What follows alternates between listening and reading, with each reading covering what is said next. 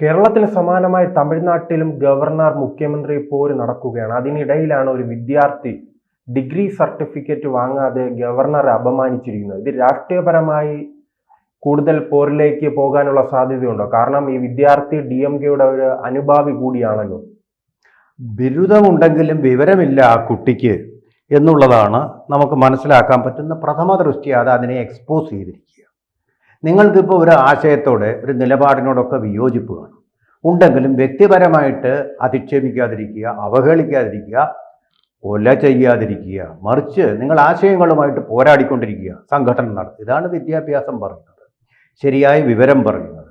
അപ്പോൾ ബിരുദം ഉണ്ടായതുകൊണ്ട് വിവരം ഉണ്ടാവണമെന്നില്ല. ആ വിവരക്കേടാണ് വളരെ സ്പഷ്ടമായിട്ട് ഒരു സർവകലാശാലയെ തന്നെ അപമാനിച്ചുകൊണ്ട്. മനോന്മണീയം സുന്ദരനാർ സർവകലാശാല, അത് നമുക്കും കൂടി കേരളീയർക്കും കൂടി അപമാനമാണ്. ശ്രീജിത്തിന് മനസ്സിലായോ എന്താണ് ഈ മനോന്മണീയം സർവകലാശാല എന്ന് പറയുന്നത്? ഏറെക്കാലം തിരുവനന്തപുരത്ത് താമസിച്ചിരുന്ന മലയാളിയായിട്ടുള്ള PS നടരാജപിള്ളയുമായിട്ട് ബന്ധപ്പെട്ട ഒരു സർവകലാശാലയാണ്. പേരൂർക്കടയിൽ നിന്ന് അമ്പലമുക്കിലേക്കുള്ള റോഡിൻ്റെ പേര് PS നടരാജപിള്ള റോഡെന്നാണ്. ബോർഡ് ഇപ്പോഴും ഉണ്ട്, മഞ്ഞ ബോർഡ്. എത്ര പേര് ശ്രദ്ധിക്കുന്നു? തിരുവനന്തപുരത്ത് തന്നെ. കേരളത്തിൽ ആർക്കും അറിയില്ല, തിരുവനന്തപുരത്ത് ആർക്കും അറിയുമെന്ന് എനിക്ക് സംശയമുണ്ട്. ഇനി പേരൂർക്കടയിൽ തന്നെ നടരാജപിള്ളയെ ഓർക്കുന്ന എത്ര പേരുണ്ടെന്നുള്ളത് നമുക്ക് എനിക്ക് ചരിത്ര വിദഗ്ധന്മാർക്ക് മാത്രമേ അറിയാൻ കഴിയൂ എന്നാണ്. അവിടെ തന്നെയുള്ള ഹാർവിപുരം എന്ന് അറിയപ്പെടുന്ന ആ കുന്നിൽ താമസിച്ചിരുന്ന ഒരു വ്യക്തിയാണ് അദ്ദേഹം. ആ വ്യക്തിയുടെ PS-ൻ്റെ S എന്ന് പറയുന്നത് സുന്ദരനാർ. ആ സുന്ദരനാർ സർവകലാശാലയാണ് അദ്ദേഹത്തിൻ്റെ പേരിലുള്ള സർവകലാശാല. ഈ കുട്ടിക്ക് അതിനെപ്പറ്റിയൊന്നും അറിയില്ല, തമിഴ്നാടിന് വേണ്ടി ഒന്നും ചെയ്തില്ലെന്നാണ് പറയുന്നത്. അപ്പോൾ ആ വിഭാഗീയതയാണ് ആ കുട്ടിയുടേത് പ്രകടമാകുന്നത്. തമിഴ്നാടിന് വേണ്ടിയോ കേരളത്തിന് വേണ്ടിയോ ഇന്ത്യക്ക് വേണ്ടിയോ ചെയ്യുക എന്നുള്ളതല്ല വിദ്യാഭ്യാസത്തിൻ്റെ ആത്യന്തികമായ ലക്ഷ്യം. പ്രപഞ്ചത്തിന് വേണ്ടി ചെയ്യുക. അതിന് കഴിഞ്ഞില്ലെങ്കിൽ ഈ ലോക സമസ്ത സുഖിനോ ഭവന്തു എന്ന് പറയുന്നത് ലോകത്തിന് മുഴുവനും വേണ്ടി സംഭാവന ചെയ്യുക. അവിടെ വിഭാഗീയതയുടെ പ്രശ്നം ഉദിക്കുന്നില്ല എന്നുള്ളതാണ്. എന്നിട്ട് വൈസ് ചാൻസലറിൽ നിന്ന് സ്വീകരിക്കും. അദ്ദേഹം എന്ത് ചെയ്തു? തമിഴ്നാടിന് വേണ്ടി എന്ത് കുന്തം ചെയ്തു? ആ സർവകലാശാലയുടെ പേര് തന്നെ കേരളീയൻ്റെ പേരാണ്. അപ്പോൾ തമിഴ്നാടിന് മാത്രം വേണ്ടി ചെയ്യുക എന്നുള്ള ഒരു ആദർശം ഒരു സർവകലാശാലയ്ക്കുമില്ല. അതിനൊക്കെ അതീതമായിട്ടുള്ളതാണ് സർവകലാശാല. ഒരു സംസ്ഥാനത്തിന് ചെയ്യാനുള്ളതല്ല ഒരു വിശ്വവിദ്യാപീഠം എന്ന് പറയുന്നത്. അങ്ങനെയല്ല എൻ്റെ കോൺസെപ്റ്റ് തന്നെ ശരിയല്ല. ഇങ്ങനെയൊക്കെയുള്ള ഒരു ഡിഗ്രി സമ്പാദിച്ചിട്ട് എന്താ കാര്യം? എനിക്ക് തോന്നുന്നു ഒരു തരം വർണ്ണവിവേചനമാണോ എന്നുള്ളതാണ് സംശയം. കാരണം ആ ദൗർഭാഗ്യത്തിന് ഈ RN രവിയുടെ നിറം അപ്പം വെളുപ്പായി.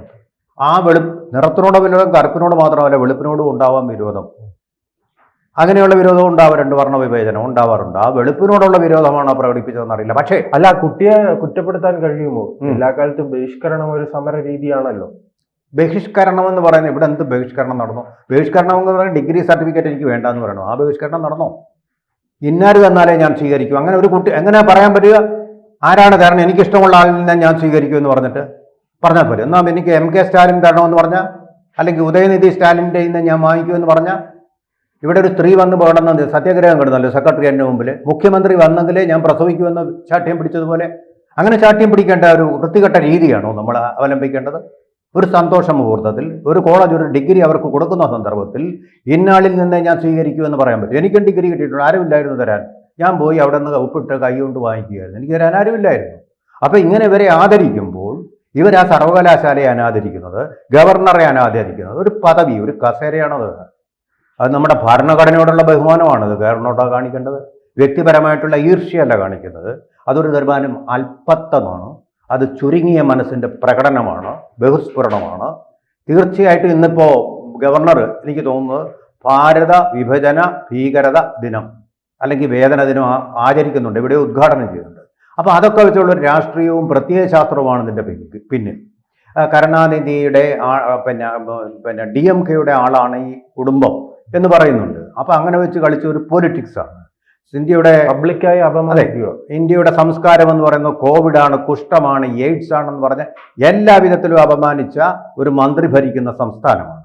അപ്പോൾ ഈ തരത്തിലുള്ള അവഹേളനങ്ങൾ നമുക്ക് പ്രതീക്ഷിക്കാവുന്നതേ ഉള്ളൂ. കാരണം അതിന് വളം വെച്ചു കൊടുക്കുന്ന ഒരു കാവൽ സർക്കാരാണ് അവിടെ ഇരിക്കുന്നത്.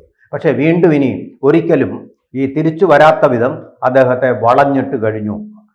അണ്ണാമലൈ എന്ന് പറയുന്ന അവിടുത്തെ BJP നേതാവ് മാത്രമല്ല, അതുപോലെ തന്നെ വിജയ് സൂപ്പറിൻ്റെ പാർട്ടിയും, അതുപോലെ തന്നെ നമ്മൾ തമിഴർ പാർട്ടിയും ഒക്കെ കൂടെ ചേർന്ന് അദ്ദേഹത്തിൻ്റെ ദിവസങ്ങൾ എണ്ണി കഴിയുകയാണ്. കരുണാനിധിയും അവരുടെ കുടുംബത്തിന് ഉള്ളിൽ തന്നെ അടിപൊളി. അപ്പോൾ അതുകൊണ്ട് ഈ കുട്ടി ഇനി ഒരിക്കൽ കൂടി ഇങ്ങനെ ഒരു രാഷ്ട്രീയ സംസ്കാരം ഇങ്ങനെ തമിഴ്നാടിനെ അധപ്പതിപ്പിക്കുമെന്ന് വിചാരിക്കേണ്ട. ഈ തമിഴ്നാടെന്ന് പറയുന്ന ഇന്ത്യയുടെ ഭാഗം തന്നെയാണ്, ഇന്ത്യയുടെ സംസ്കാരത്തിൻ്റെയും ഭാഗമാണ്. അതിനെ അങ്ങ് വിഭജിച്ചു കൊണ്ടുപോകാമെന്ന് ആരെങ്കിലും വിചാരിക്കുന്നുണ്ടെങ്കിൽ അവർ കൂപം മണ്ടൂകങ്ങൾ തന്നെയാണ്. ഇന്ത്യക്ക് ഇങ്ങനൊരു സംസ്ഥാനം വിഘടിച്ചു പോകുന്നതിനെ തടയാനുള്ള സമസ്ത ശക്തിയുണ്ട്. അത് അതുപോലെ തന്നെ പ്രയോഗിക്കുകയും ചെയ്തു. ആയുധ ശക്തി കൊണ്ടല്ല, അതിൻ്റെ ആ സംസ്കാരത്തിൻ്റെ ശക്തി കൊണ്ട് തന്നെ അതിനെ പിടിച്ചു നിർത്തുകയും ചെയ്യും. അണ്ണാമലൈ തന്നെ പറഞ്ഞിട്ടുണ്ട്. അണ്ണാമലൈ പറഞ്ഞിരിക്കുന്നത് പെൺകുട്ടിയുടെ പേര് ജീൻ എന്നാണ്. ജീനിൻ്റെ ഭർത്താവ് രാജൻ DMKയുടെ നാഗർകോവിൽ ഡെപ്യൂട്ടി സെക്രട്ടറിയാണ്. പദവികൾക്കായി നാടകം കളിക്കുന്നത് അപലപനീയമാണ് എന്നാണ് അണ്ണാമലൈ പറഞ്ഞിരിക്കുന്നത്. അത്രേ പറഞ്ഞുള്ളൂ, അതിലും കൂടുതൽ പറയേണ്ടത്. ഇത് ഗവർണർ കണ്ടോളൂ. ആ ഭാരതീയ സംസ്കാരം അനുസരിച്ച് തന്നെ അപമാനിച്ച ആ പെൺകുട്ടിയോടെ പുഞ്ചിരിച്ചുകൊണ്ട് തന്നെ വാങ്ങിച്ചോളൂ, അവിടെ നിന്ന് അനുവദിക്കുകയാണ്. അതാണ് ഭാരതീയ സംസ്കാരം. ആ സംസ്കാരം ഇല്ലാത്തത് കൊണ്ടാണ് ഇങ്ങനെയുള്ള അല്പത്വവും തണ്ടും ജാടയും കാണിച്ചത്. നമുക്കറിയാം, മുത്തുക്കോയ ജിബ്രി തങ്ങളാണ് ഒരു പെൺകുട്ടിക്ക് ഞാൻ ഈ സ്റ്റേജിൽ വരാൻ പോലും അവസരം കൊടുക്കില്ല. അതെ, പക്ഷെ നമ്മുടെ സംസ്കാരം ആ സ്റ്റേജിലേക്ക് വിളിച്ച് സ്ത്രീകളെ ആദരിക്കുക എന്നുള്ളതാണ് നമ്മുടെ സംസ്കാരം. അത് ഗവർണർ പെൺകുട്ടിയെ കേരളത്തിൽ എത്തിക്കണമായിരുന്നു. അതെ, അല്ലാതെ അതെ കേരളത്തിൽ അവിടെ Jibri Koya Thangal കൊടുക്കണമായിരുന്നു degree certificate. ഇറങ്ങി പോടി എന്ന് പറഞ്ഞതിന് സ്റ്റേജിൽ നിന്ന് ഇദ്ദേഹം ആദരിച്ചുകൊണ്ട് തന്നെക്കാൾ എത്രയോ പ്രായം കുറവുള്ള ഒരു പെൺകുട്ടിക്ക് ബിരുദം നൽകിയപ്പോൾ അത് വേണ്ട പോലും. 32ാമത് ബിരുദദാന ചടങ്ങാണ്. സർവകലാശാല സ്ഥാപിച്ചിട്ട് 32 ഡിഗ്രി കോഴ്സ് ആരംഭിച്ചിട്ട് 32 വർഷങ്ങളെ ആയിട്ടുള്ളൂ. ആ ഒരു സർവകലാശാലയിലാണ് ഇങ്ങനെ ഒരു ദൗർഭാഗ്യകരമായിട്ടുള്ള സംഭവം നടന്നത്. ഇത് തീർച്ചയായിട്ടും സ്വയം അപമാനിച്ചിരിക്കുകയാണ് ജിന എന്നുള്ള പെൺകുട്ടി. എനിക്ക് തോന്നുന്നു ഇങ്ങനൊരു സംഭവം കൊണ്ട് തന്നെ ഈ സർട്ടിഫിക്കറ്റുമായിട്ട് ചെന്ന ഒരു സ്ഥലത്തും അവർക്ക് ജോലി ലഭിക്കുകയില്ല എന്നാണ് എനിക്ക് തോന്നുന്നത്. ഡിസ്ക്വാളിഫൈഡ് ആണ്. പെരുമാറാൻ അറിയാത്ത, ഗുഡ് മാനേഴ്സ് ഇല്ലാത്ത ആളെ, വിവരമില്ലാത്ത ഒരാളെ വിദ്യാഭ്യാസം ഉണ്ടെന്നുള്ള ഒരു സർട്ടിഫിക്കറ്റ് ഇങ്ങനെ കാണിച്ചാൽ അത് കുളിച്ചിട്ടില്ലെങ്കിലും കൗപീനം പുറത്തു കിടക്കുന്ന ഒരു അടയാളം എന്ന് പറഞ്ഞാൽ അതിന് യാതൊരു വിധമായിട്ടുള്ള അർത്ഥവുമില്ലാത്ത ഒരടയാളം മാത്രമായിട്ട് ആ ഡിഗ്രി സർട്ടിഫിക്കറ്റ് അവശേഷിക്കും. നമുക്ക് പെരുമാറാൻ പഠിക്കാം. നിങ്ങളോട് ഞാൻ വിയോജിക്കുന്നു എന്ന് പരസ്യമായിട്ട് പറഞ്ഞോളൂ, ഗവർണറുടെ കുഴപ്പമില്ല വാങ്ങിച്ചിട്ട്. ഞാനിത് വാങ്ങിക്കുന്നുവെങ്കിലും താങ്കൾ പറയുന്ന ആശയങ്ങളോട് എനിക്ക് യോജിപ്പില്ല. സൗമനസ്യത്തോടെ സൗജന്യമധുരമായ പുഞ്ചിരിയോടുകൂടി തന്നെ അദ്ദേഹം അത് സ്വീകരിക്കുമായിരുന്നു. സന്തോഷപൂർവ്വം ആ പരിപാടിയിൽ പങ്കെടുക്കണ്ടായിരുന്നു. അതെ, ഞാൻ പരിപാടിയിൽ പങ്കെടുക്കണ്ടായിരുന്നു. സർട്ടിഫിക്കറ്റ് വീട്ടിലോട്ട് അയച്ചു തരാൻ പറഞ്ഞാൽ മതിയായിരുന്നു, അയച്ചു തന്നേനെ.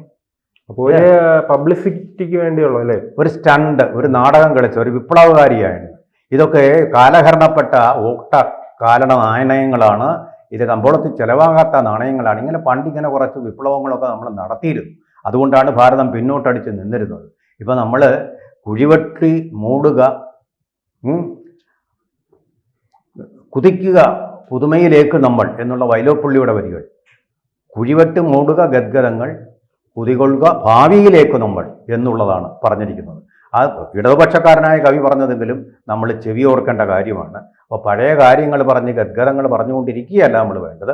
പണ്ടെങ്ങോ ഗവർണർ എന്തോ ചെയ്തു പറഞ്ഞു എന്നുള്ളത് വച്ചുകൊണ്ട് അദ്ദേഹത്തിനെ നിഷേധിക്കുക എന്ന് പറയുന്നത് ഒരു ആത്മനിന്ദ തന്നെയാണ്. ആ പെൺകുട്ടി ജിന എന്ന് പറയുന്ന പെൺകുട്ടി എങ്ങനെ ഡിഗ്രി സർട്ടിഫിക്കറ്റ് സ്വീകരിക്കണം എന്നതിൻ്റെ തെറ്റായിട്ടുള്ള മാതൃകയാണ്. കൂടുതൽ വാർത്തകളും വിശേഷങ്ങളും നിങ്ങളിലേക്ക് എത്താൻ ABC മലയാളം സബ്സ്ക്രൈബ് ചെയ്യുക, ബെൽ ബട്ടണും അമർത്തുക.